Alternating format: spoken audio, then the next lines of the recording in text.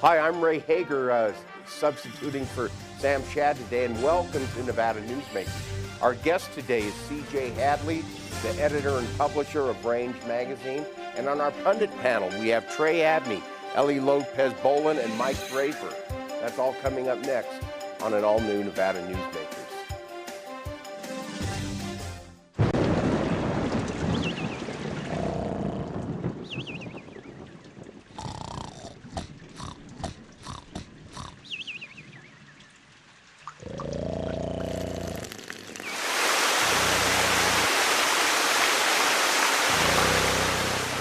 From your house to the White House, the folks at D&D Roofing can get it fixed with their eyes closed. Nearly 200,000 Nevadans work in retail businesses, supporting families and the community. Nevada's retail businesses generated over $2 billion in sales tax revenue in 1 year, including nearly $700 million to help our schools. Shop around and see all that Nevada's retailers offer our state. We're the Retail Association of Nevada, representing thousands of Nevada businesses. Businesses that work for Nevada. Pro Group Management is the place where companies can find workers' comp solutions that are designed to meet their specific business requirements. As regulations evolve, Pro Group takes a proactive approach to clear the path to make sure your business stays ahead of the curve. Knowing your workers' comp program is optimized, you can focus on other important matters related to your growing business. Pro Group Management, workers' comp that works for you. Safety is the #1 priority for the trucking industry. Over $7 billion a year is spent on technology like this electronic eye that will apply the brakes automatically. But the most important factor for safety is the truck driver.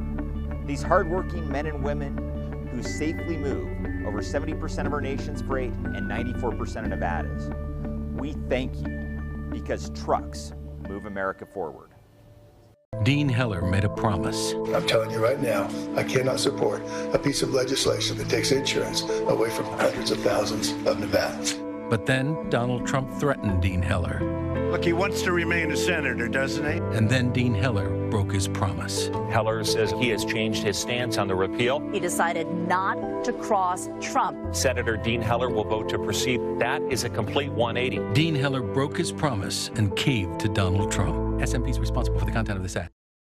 This is Nevada Newsmakers with host Sam Shad, a no-holds-barred political forum. Now, from the Nevada Newsmakers broadcast headquarters, here is Sam Shad. Hi, I'm Ray Hager, and welcome back to Nevada Newsmakers. Our guest today is C.J. Hadley, the publisher and editor of Range magazine, and she is the former publisher and editor of Nevada magazine. C.J., welcome to the show. It's good to be back. You know, first off, I gotta congratulate you on the recent Nevada Press Association's awards dinner. Range magazine, 16 major awards. Wow, that's quite a haul. Is that your best ever showing in the Press Association contest? The beautiful thing about the Nevada Press Association is they have lots of categories, so a lot of us have a really good time. And I've got a brilliant publicist in Vegas named Ann Henderson, used to work for CBS in Reno. She used to work with me in Nevada magazine. She enters all sorts of things, and we come up with quite a few presents from NPA, which I'm delighted with. We got 6 firsts, 7 seconds, and 3/3 this year, but we also, the one that we're proudest of is Freedom of the Press. Freedom of the Press is, they have a magazine section and a newspaper section for NPA, but for Freedom of the Press, they put them all together, and we won Freedom of the Press first place 4 years in a row, and the last 2 years we got second place. This year we were second place to the Review Journal in Vegas, but it's still the significant stories and issues we cover for Range for cowboys and sheep herders that give us that opportunity to be able to win Freedom of the Press, which is very gratifying. Right. Now, what was the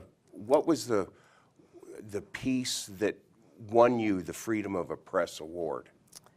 In the Bundys, we covered the Bundys 1 year. We won for that. We've won for climate change. We won for the Hage versus United States, which is, you know, a precedent-setting case. Hage case. The Hage Ranch has been fighting the Forest Service and the BLM for for 40 years. They've won in court numerous times. Every time they win and they're given a judgment, like the U.S. Court of Federal Claims in Washington, D.C. said that the Hages were owed $14 million for taking of private property and their lifestyle and livelihood a long time ago, but the Forest Service comes in and socks another lawsuit on them, which means while there's a case pending, they can't get paid. So they were about to be foreclosed on a little while ago, and we've got a slight reprieve thanks to an accident on a title company that made a mistake trying to foreclose on the ranch. Well, range is based on fighting for the common man, the rancher, the cowboy. One of the things that I was impressed with, one of the stories in your magazine was, well, there's a few of them, but the reign of the unelected, how the unelected bureaucrats really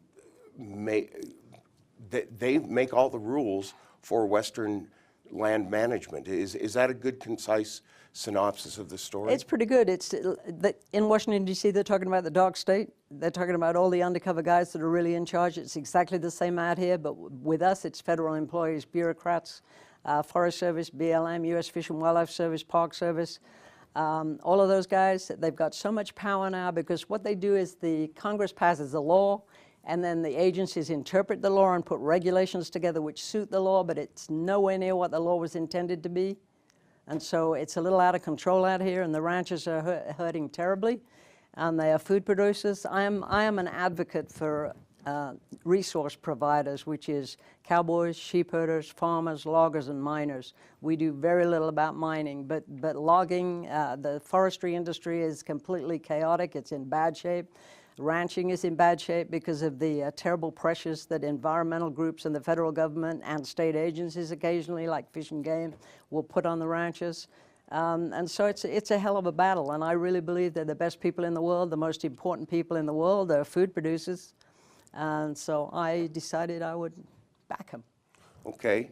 CJ, one of the, maybe one of the stories in Range magazine was about the Bundy fiasco.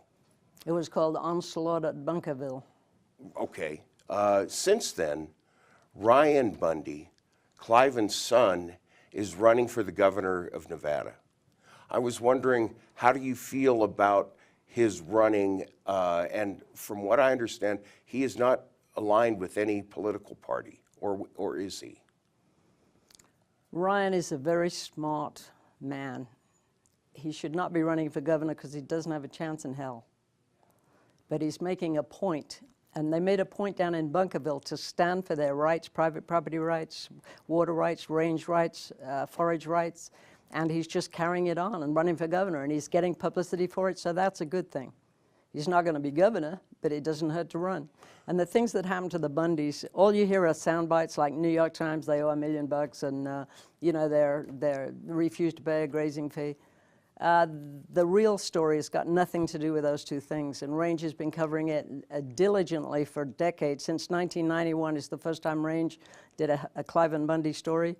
The reason that he didn't pay his grazing fees was because the BLM put his permit in such a place that if he had signed it, he would have been out of business within 1 year.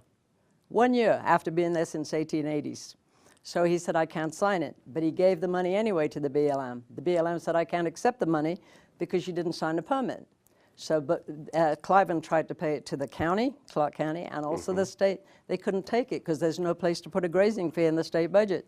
So he just stopped paying grazing fees. Okay, well, let me stop you right here. We need to take a break to make some money, and I want to ask you about the Bundy pardon, the Hammond pardon from President Trump when we come back. We'll be right back with more with CJ Hadley after these few messages. Tamarack Junction is South Reno's hotspot with over 450 of the latest slots and video games. Sully's Sports Bar, the Dining Car Restaurant, William Hill Sportsbook, and the Tamarack Steakhouse and Lounge. We're just north of the Summit Mall in South Virginia. Yeah. Award-winning conservation and clean energy advocate David Bobzien speaks out on question 3. It's bad enough that this deeply flawed electricity deregulation measure would increase electric rates. In addition, 3 would shut down plans for solar power projects designed to double our state's clean energy production. It would also encourage increased use of imported electricity from out-of-state fossil fuel plants. Question 3 is wrong for the environment and wrong for consumers. Please vote no. Thank you. Dear Nevada, there's a kidnapping underway. We're taking your Senate seat to California. Liberals in California have hijacked our Senate race. Put $1.9 million into Jackie Rosen's campaign. Vote for Jackie Rosen or else. California wants Jackie Rosen because Jackie Rosen votes like Pelosi 90% of the time. Jackie Rosen. Trillions in taxes, job-killing regulations. Don't let California kidnap your Senate seat. Vote against Jackie Rosen. NRSC is responsible for the content of this advertising. Women and children, when fleeing an abusive relationship, shouldn't have to choose leaving their pet behind or leaving. And Noah's Animal House removes that barrier. And we are excited to have a facility in Las Vegas to serve Southern Nevada and Northern Nevada in Reno, so that women and children can be right next door to their pets while they're on their road to recovery and safety. Grab your toga and head inside Edge Nightclub for Noah's Animal House 2. Animal House has gone country this year with a live performance by country star Tyler Rich. The Tamarack Junction Steakhouse is known for signature steaks, handcrafted cocktails, and world-class wines. Join us Thursdays and Friday nights from 4:30 to 6:30 in the Steakhouse Lounge for live music, gourmet plates, and well-priced wines, just north of the Summit Mall on South Virginia. This is Nevada Newsmakers. Hi, welcome back to Nevada Newsmakers. Our guest today, of course, is C.J. Hadley, the publisher and editor of Range Magazine. She's also the former editor and publisher of Nevada Magazine. C.J., I wanted to bring up the issue of the Hammonds, Southern Oregon ranching family that were charged with domestic terrorism under the statutes created after the Timothy McVeigh bombing of the federal building in the 1990s. And Dwight and Stephen Hammond were pardoned by Donald Trump for this supposedly crime they committed. Maybe talk about how important that was, that pardon, and does it set any precedent, or does it push back on the power and maybe the federal overreach of the BLM and other federal agencies? Hammonds is a big deal. It was the Anti-Terrorism and Death Penalty Act. They were tried for that, under that statute, because they burned 140 acres of brush to save their ranch and range from a wildfire. They had permission from the BLM to set a wildfire, and it got away, and 140 acres burned to federal land, and the rest was their own property.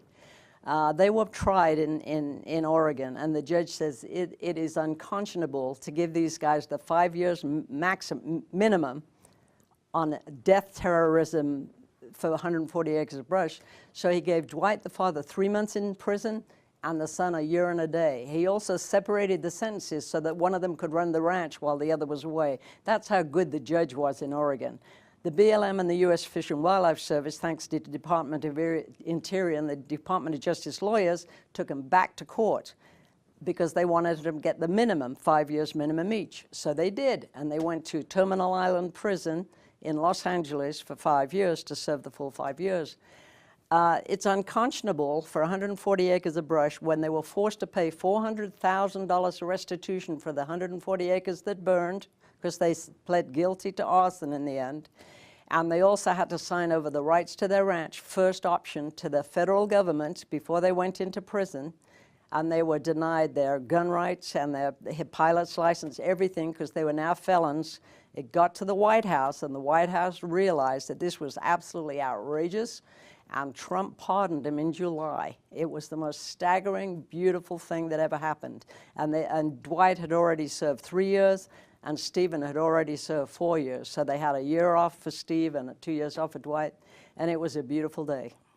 Well, what about getting legal help for ranchers? Is it difficult for ranchers to get competent and good lawyers when they have to deal with the federal government? And maybe if you could talk about that. The sad thing about ranching and the legal system is the lawyers cost the same whether you're on the left side or the right side. The ranchers, their net profit usually is 2 or 3%. It's pretty bad. It's even worse than Range Magazine. But the environmental groups who sue the federal government to destroy ranching, they have got able attorneys, And also, they're able to get their money back for all their legal fees and costs due to the Equal Access to Justice Act, which is a very good act that has gone awry. It's really a mess. The ranchers can't get help from that, or the ranchers' lawyers, but the environmental groups can. So the environmental groups are richer than hell. They sue the Forest Service to stop a permit for grazing in the western United States, and the ranchers have no recourse. To fight, they have to sell the ranch or lose the ranch so the to pay the lawyers. Now, the Hages have been fighting the federal government since 1979. Hage versus United States, a precedent-setting case. They owe millions and millions and millions of dollars in lawyers' fees, but they should have been paid off by the $14 million the U.S. Court of Federal Claims said the Hages should get, and they never got it. So their ranch was foreclosed on. So the things are bad, and the government is out of control, and Donald Trump knows it, that it's out of control, and he's doing something about it that's starting to work for at least people in rural counties. Okay, let me change the subject, CJ, about this book that just was published by the Range Conservation Foundation, The Magnificent American West. Could you, before we wrap this up, can you tell me a little bit about the book? Range is a very difficult magazine to produce. It costs a huge amount of money, and it's very painful. We publish books to make money and to do something light and beautiful for ranching. This is Chronicles, Legends, and Myths by Theodore Roosevelt and Mark Twain, with all current photos of the American West. It's a gorgeous book. The copy is fantastic. It's my 15th or 16th hardback book. They're all about cowboys, sheep herders, beautiful pictures of the West, no politics, all positive, lovely. Call 1-800-RANGE-FOR-YOU. And you too can have a copy of Magnificent American West. Well, it sounds like it would be an excellent Christmas gift for someone who loves the outdoors in the West. Absolutely. Okay. Birthday parties and bar mitzvahs, why not? We have to stop it right there. Thank you so much for coming in today. We'll be right back with our pundit panel after these few words. We will not come out against it. We haven't spent it. We have not spent a dime to fight it. We will not spend a dime to fight it. That is an NV Energy lie from the CEO. NV Energy is spending $30 million to defeat Question 3, because the more you pay, the more the NV Energy monopoly profits from you. The Review Journal called their No on 3 campaign fear-mongering propaganda. We will not spend a dime to fight it. $30 million worth of lies. Break up with NV Energy's monopoly by voting yes on Question 3. You tried to move on. You tried to put your life back together. Until one day, you see him at the store when you're leaving work. Somewhere you may never expect. The criminal who tore your life apart is walking free, but you may never know until you come face to face with him. Don't let this happen to more victims. Vote yes on Question 1. Hi, I'm Dave Newman. Remember me? I used to be the house detective, and now I'm a realtor, full-time at RE/MAX Realty Affiliates. A lot of people ask me, how's the market? You know what? It's fantastic. If you're even kicking around the idea of buying or selling, give me a call. Let's talk about it. Call me at RE/MAX Realty Affiliates and just ask for the guy who used to be the house detective, Dave Newman. Everyone is talking about opioids. But they're not the only drugs that can be harmful if taken in large quantities or not as prescribed. You also need to be aware of side effects from anxiety drugs, muscle relaxants, sleep aids, and stimulants. Mixing prescription drugs with other drugs or alcohol can be dangerous. If you take Ambien with a glass of wine, it may be enough to stop you from breathing. Prescribed drugs can be just as dangerous as illegal drugs. Take medications only as directed. This is Nevada Newsmakers. Hi, welcome back to Nevada Newsmakers. It's time for our pundit panel. Let me introduce our trio first. Mike Draper, partner at Argentum Partners. And then we have Ellie Lopez-Bowlan, a community activist. And last but not least, Trey Abney of Abney Tauchen Group. Good job. Yeah. Good, okay, all right. You know, we're about a month out from the general election. Thank God. Yeah. Yeah, and you know, one of the things that I'm watching is the CD3 race with Danny Tarkanian and Susie Lee. Now, of course, we all know that Danny Tarkanian has run for office many times. I think and he's lost each time. I think it's up to 5 losses, but really this time it looks like he might just go over the top. I just wanted to get, Ellie can start with you. Well, I think many of the people in the state know him because he has run in the past. Certainly he has a good reputation, a good family life. His wife always is verbal and out there, and he just comes across as a very good family man, which we would like to have representing us. So I think that's one of the reasons he has done so well this time around. What's the difference this time, Trey? Is it Susie Lee, his Democratic opponent, isn't a strong opponent like he faced last time with Jackie Rosen? He's definitely got great name ID. And you have to remember, this is the quintessential swing district, right? Porter, Titus, Heck, you know, goes back and Rosen, forth. you know, so it goes back and forth, and you know, it's a suburban Las Vegas, basically, Henderson and all those areas. I mean, this could be the time. And again, I mean, we remember 4 years ago in a midterm where you know, Horsford was beaten, and he, you know, he lost in CD4 to Crescent Hardy, which is the other rematch, you know, going on down south. So who knows? Time will tell. The president's party, usually in his first midterm, they lose. They tend to lose seats, and so history is kind of working against them there. But then we had a big Republican year 4 years ago here in this state. So my crystal ball is very fuzzy, if you will. I think timing has a lot to do with it. Also, we have a president that says, as aligned with Danny as we've had more so in the past, and certainly has energized a lot of conservatives to get out and vote. And I think that's we saw that obviously in the election 2 years ago, and I think we're going to see some of that this year. So I think timing has a lot to do with how well Danny works hard. He's got great name ID, and he's you know, running at a time when that conservative base is very energized. Well, Mike, in your opinion, whose base is more energized, the Republican, the Trump base, or the Democratic base, which is supposedly all fired up after this Kavanaugh confirmation on the Supreme Court?